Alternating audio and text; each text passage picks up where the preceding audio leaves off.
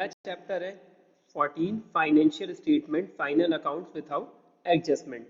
अब बेटा financial statement क्या होते हैं या फाइनल अकाउंट क्या होता है, इसको अभी हम समझेंगे। बेटा अगर अकाउंट्स को तुम एक प्रोसेस की तरह समझो तो फर्स्टली हम करते हैं जर्नल।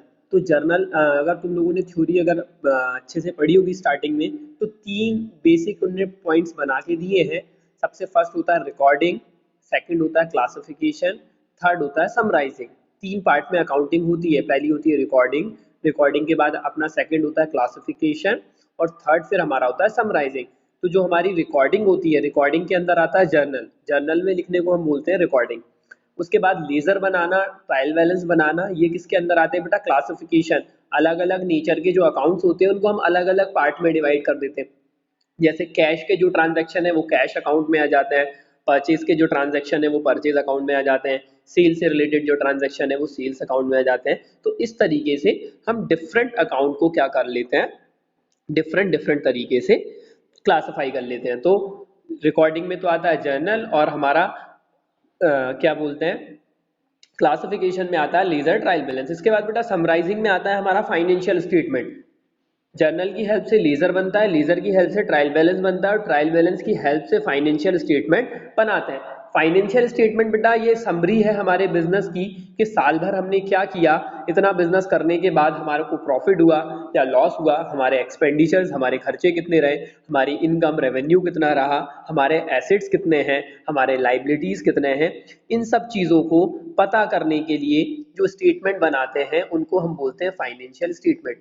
बहुत इंपॉर्टेंट टॉपिक है बेटा ये फाइनेंशियल स्टेटमेंट हर कंपनी, हर बिजनेस, हर जगह पे बहुत जरूरी है और तुम लोगों के लिए जब तक पढ़ोगे तब तक के लिए भी बहुत ज्यादा जरूरी है।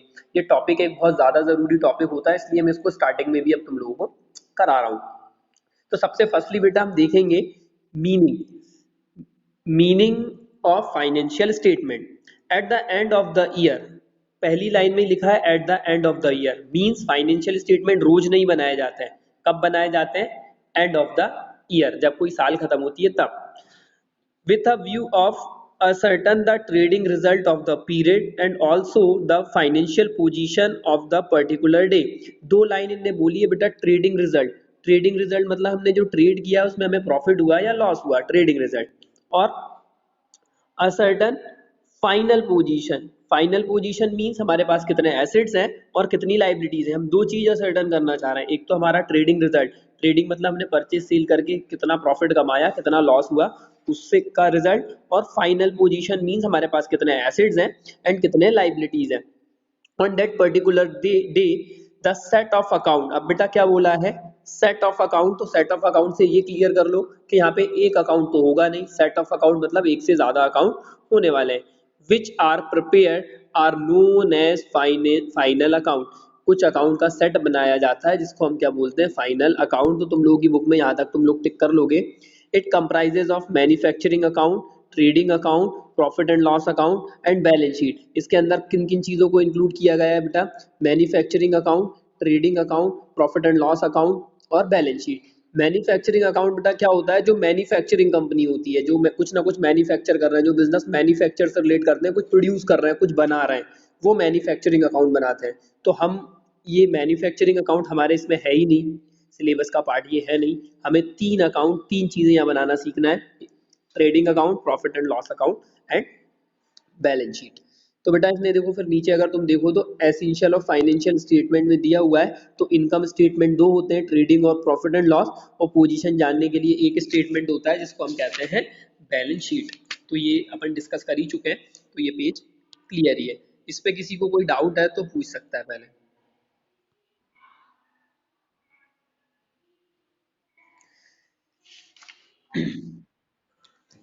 ठीक बेटा, आगे बढ़े फिर। सेकंड जो हमारा है इंपॉर्टेंस और ऑब्जेक्टिव ऑफ फाइनेंशियल स्टेटमेंट। जो फाइनेंशियल स्टेटमेंट हम बनाते हैं उसके क्या ऑब्जेक्ट हैं, किस लिए हम बनाते हैं, तो वो यहाँ पे कुछ पॉइंट्स दिए हैं, 13 पॉइंट्स हमें दिख रहे हैं। तो अच्छे से समझना है, 5-6 पॉइंट तो हमें एटलीस्ट आने ही चाहिए समझ। मैं बताता जा रहा हूँ सीक्वेंस में। फर्स्ट पॉइंट है बेटा, जो हम स्टेटमेंट बनाएंगे फाइनेंशियल स्टेटमेंट, तो यहाँ से क्लियर करता जाओ। फाइनेंशियल स्टेटमेंट मतलब trading account, profit and loss account and balance sheet. अब ये होते क्या है ये तो अपन आगे समझेंगे जब प्रैक्टिकल क्वेश्चन पे आएंगे, बट इनके क्या इंपॉर्टेंस हैं वो यहाँ पे दिए हुए हैं। फर्स्ट है बेटा, टू असर्टन द प्रॉफिट और लॉस ऑफ बिजनेस। तो बेटा जरूरी है हर बिजनेस को कि वो अगर रन हो रहा है तो उसको प्रॉफिट हो रहा है या लॉस, और कितना प्रॉफिट हो रहा है और कितना लॉस हो रहा है ये पता होना भी जरूरी है। अगर हमें प्रॉफिट एंड लॉस ही नहीं पता है हमारे बिजनेस का, तो ये फिर हमारे लिए दिक्कत वाली चीज है। हम बिजनेस करे जा रहे हैं और हमें लॉस लॉस होता जा रहा है, तो पता हो कि कितना लॉस है। तो टू असर्टन द प्रॉफिट और लॉस ऑफ बिजनेस। सेकंड है, to determine the financial position of business. हमारे बिजनेस की फाइनेंशियल पोजीशन। बेटा फाइनेंशियल पोजीशन वर्ड जब भी आए तो तुम्हें इससे ये याद रखना है कि फाइनेंशियल पोजीशन का मीन कि बिजनेस के पास कितने एसेट्स हैं एंड कितनी लाइबिलिटीज है। ये देखो इधर दिया भी, ये फाइनेंशियल पोजीशन क्या इंक्लूड करती है, एसेट्स एंड लाइबिलिटीज। उस पर्टिकुलर डेट को बिजनेस के पास कितने एसेट्स है एंड कितनी लाइबिलिटीज है, ये कौन बताता है, फाइनेंशियल पोजीशन। इसके बाद है बेटा कंपैरेटिव स्टडी। कंपैरेटिव स्टडी मतलब हम बेटा कंपेयर कर पा रहे हैं, किससे कंपेयर कर पा रहे हैं, पिछली परफॉर्मेंस से कंपेयर कर पाएंगे कि 2019 में हमें कितना प्रॉफिट हुआ था, 2020 में कितना प्रॉफिट हुआ। तो 2 ईयर को या 3 ईयर को 4 ईयर को कंपेयर कर पाएंगे। 2020 में कम प्रॉफिट हुआ तो कम क्यों हुआ, क्या रीजन थे, फिर हम वो असर्टन करेंगे। या फिर हमें लॉस हो गया जब प्रॉफिट ज्यादा हो गया, तो क्यों ज्यादा हुआ है, आगे उसी चीज को फॉलो करेंगे। तो वो है कंपैरेटिव स्टडी। हम 2 साल के जो हमारे स्टेटमेंट्स हैं उनको क्या कर पाएंगे, कंपेयर कर पाएंगे। फोर्थ पॉइंट है अवेलेबिलिटी ऑफ फाइनेंशियल इंफॉर्मेशन। बेटा फाइनेंस से रिलेटेड, पैसों से रिलेटेड जो इन्फॉर्मेशन है कि कितना कैश हमारे पास आया, कितना कैश हमारे पास से गया, क्या क्या चीजें हैं, वो हम इससे क्या कर पाते हैं, असर्टन कर पाते हैं, पहचान पाते हैं, जानकारी हमें मिल पाती है। तो कैश से रिलेटेड जो इन्फॉर्मेशन है वो हमें फाइनेंशियल स्टेटमेंट से ही मिलती है। फिफ्थ पॉइंट यहाँ दिया है, helpful in valuation of business. हमारा बिजनेस एक प्रॉफिटेबल बिजनेस है या फिर हमारा बिजनेस लॉस में जा रहा है, ये कब पता चलेगा, जब हम स्टेटमेंट बनाएंगे तो हमारे बिजनेस की वैल्यूएशन ऑफ बिजनेस, बिजनेस की क्या वैल्यू है, कैसी सिचुएशन है, कैसी पोजीशन है, ये फाइनेंशियल स्टेटमेंट से ही पता चलता है। नेक्स्ट फिर हमें दिया हुआ है गाइड मैनेजीरियल डिसीजन।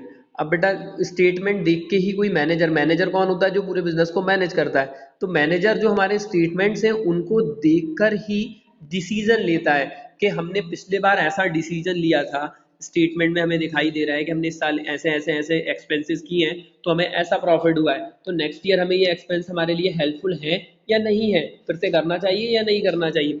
तो मैनेजर को कई ऐसी सिचुएशन आती है जहाँ पे कई डिसीजन लेने पड़ते हैं, तो वो फाइनेंशियल स्टेटमेंट का पहले वैल्यूएशन उसको अच्छे से इवेल्युएट करता है, उसके बाद डिसीजन लेता है।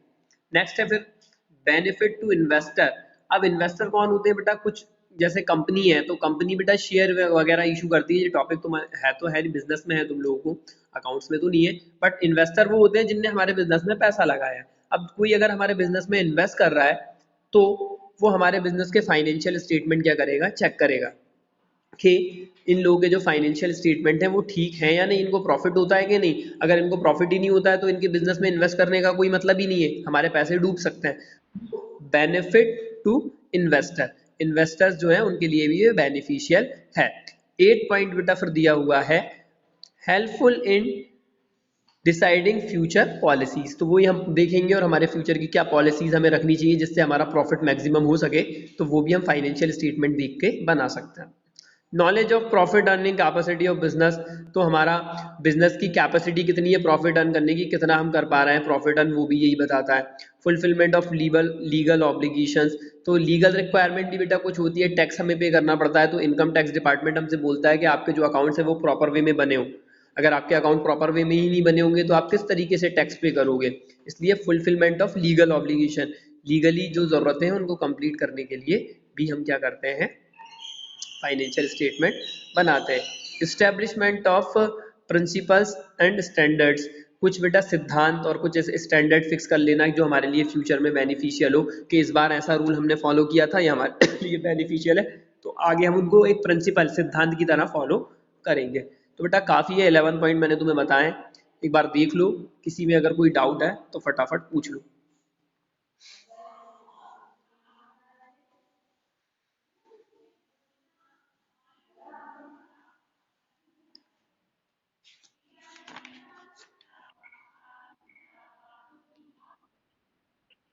क्लियर है बेटा?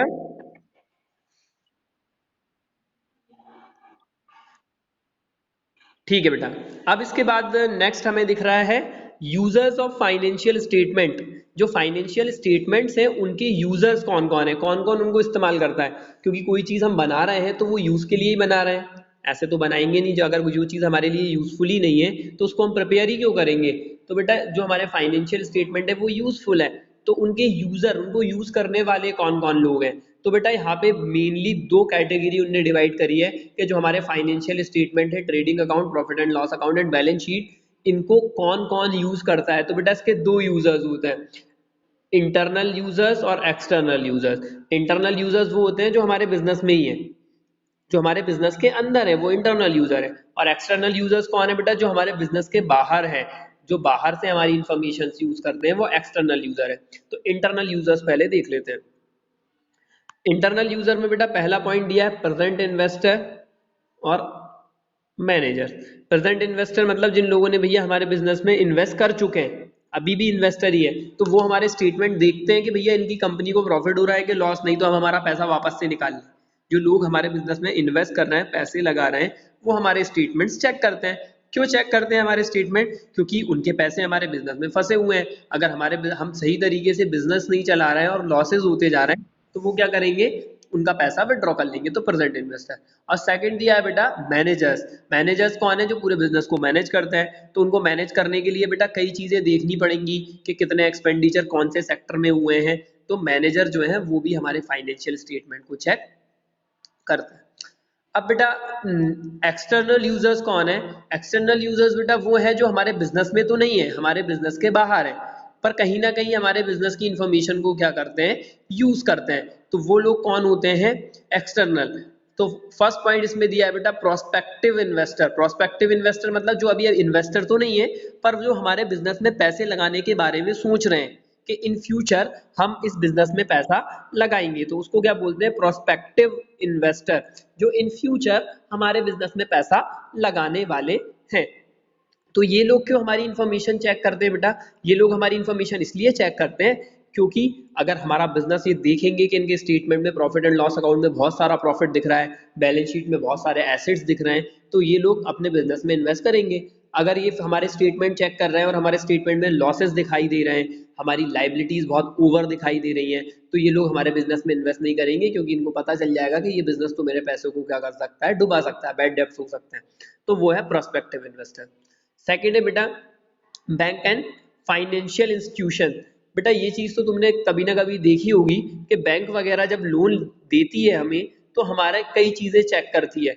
हम अगर लोन लेते हैं तो वो, अगर हम घर पे लोन ले रहे हैं तो पहले वो पूरे घर को देखते हैं कि कैसा है, डॉक्यूमेंट्स चेक करते हैं। तो उसी तरीके वाली बात है कि जब बिजनेस को अगर हम बैंक या फाइनेंशियल इंस्टीट्यूशन कोई जो है लोन प्रोवाइड करेगा, तो वो स्टेटमेंट जरूर चेक करेगा। बिना स्टेटमेंट चेक करे वो लोन नहीं दे सकता है, सीधी सी चीज है, क्योंकि वो देखेगा तो कि ये बिजनेस प्रॉफिटेबल है कि नहीं। बिना प्रॉफिटेबल बिजनेस को अगर लोन बैंक दे देगी तो इन फ्यूचर बैंक के पैसे डूबने की उम्मीदें ज्यादा होगी, इसलिए वो भी हमारे स्टेटमेंट चेक करते हैं।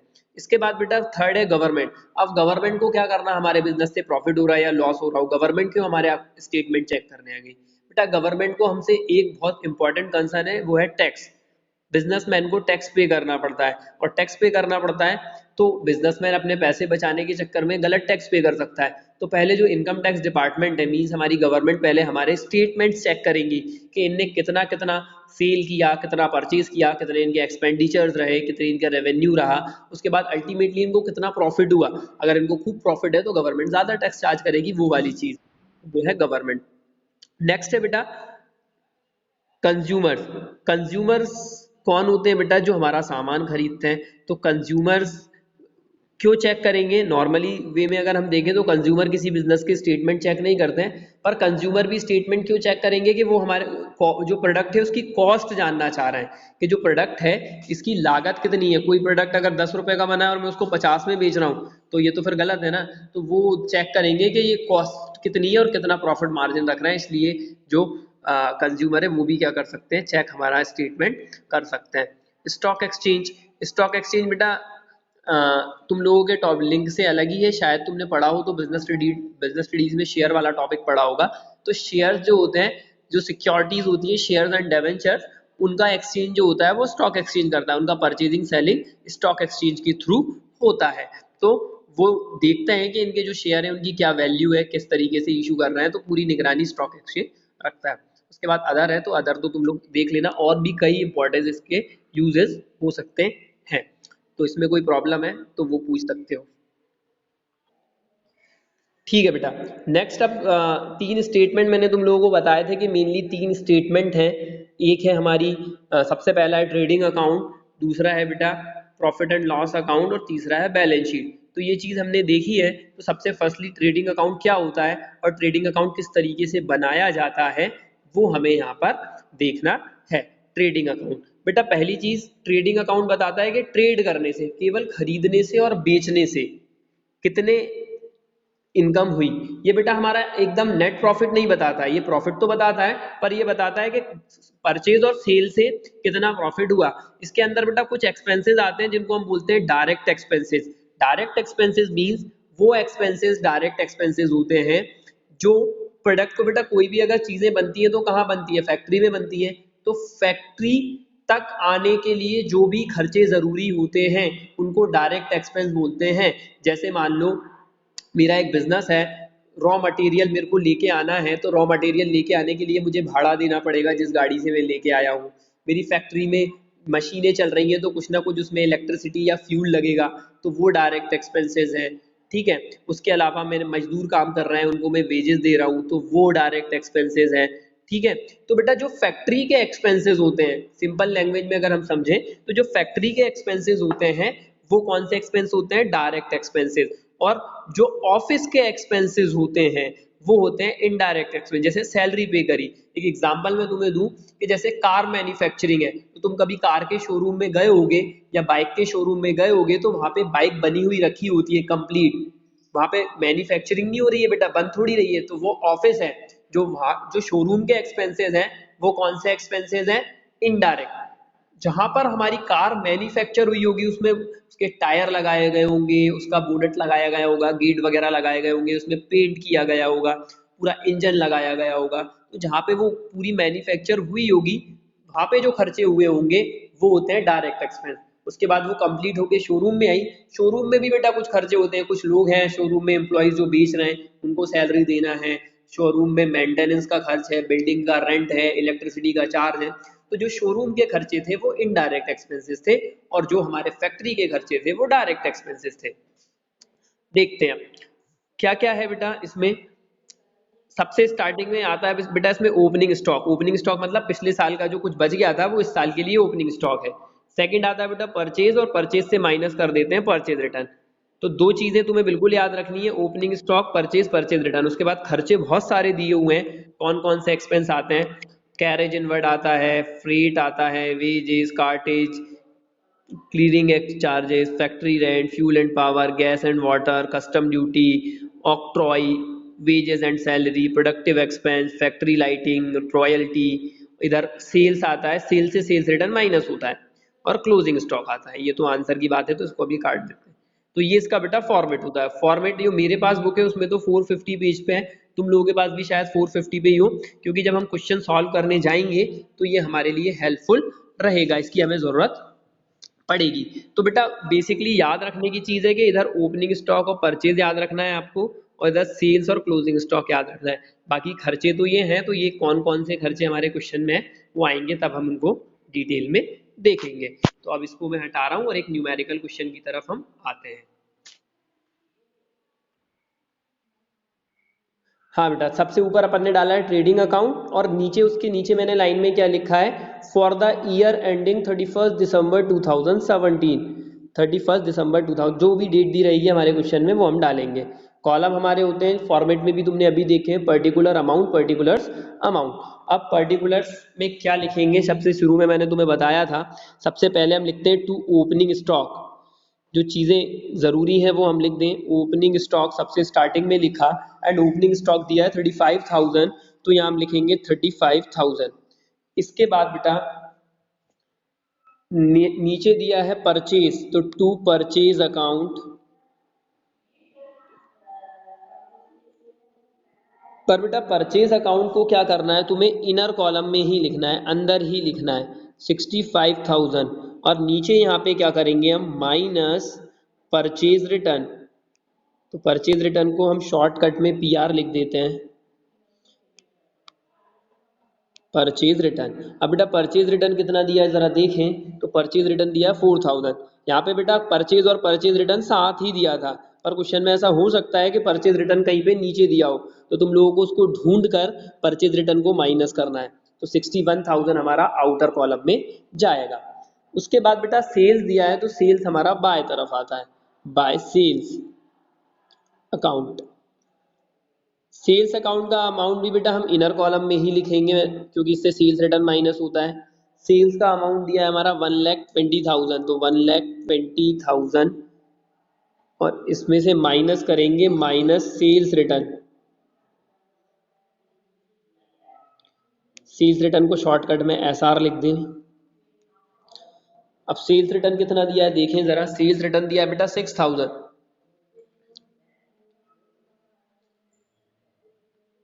तो 6,000 हम यहाँ लिखेंगे, और 1,20,000 से 6,000 माइनस करते हैं तो 1,14,000, 1,14,000 आएगा। उसके बाद बेटा सेल्स रिटर्न के बाद वेजेस है, वेजेस डायरेक्ट एक्सपेंस होता है, इस तरफ आएगा टू वेजेस। वेजेस को बेटा लिखेंगे, कितना दिया है वेजेस हमारा 5,000। वेजेस के बाद बेटा दिया है कार्टेज ऑन परचेज, मतलब जो हमने कोई रॉ मटेरियल खरीदा होगा उसके ऊपर हमें कार्टेज देना पड़ा, तो cartage on purchase. Cartage on purchase amount दिया बेटा बुक में देखें हम 600, तो 600 लिखेंगे। उसके बाद बेटा कार्टेज के जस्ट नीचे दिया है एक्साइज ड्यूटी। एक्साइज ड्यूटी बेटा एक तरीके का टैक्स है, तो हम अगर कोई चीज़ एक्सपोर्ट या इंपोर्ट करके ला रहे हैं, खरीद के ला रहे हैं बाहर से, तो उसके ऊपर हमें कार्टेज देना पड़ता है अगर इंपोर्ट करके ला रहे हैं तो एक्साइज ड्यूटी। एक्साइज ड्यूटी बेटा दी है 9,000 की, तो 9,000 इस तरफ, और लास्ट में बेटा क्लोजिंग स्टॉक दिया है, तो जो क्लोजिंग स्टॉक है हमारा वो आएगा हमारा credit side, by closing stock.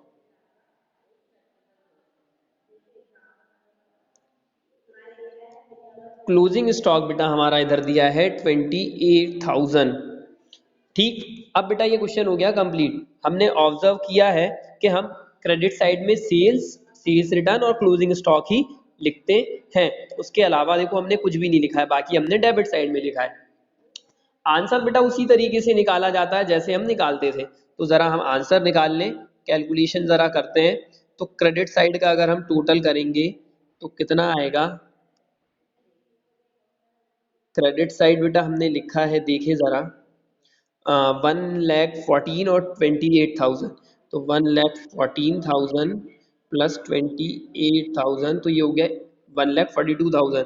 तो टोटल में बेटा लिखेंगे 1,42,000, इस तरफ भी बेटा 1,42,000 लिखा। इस तरफ का टोटल जरा करते हैं।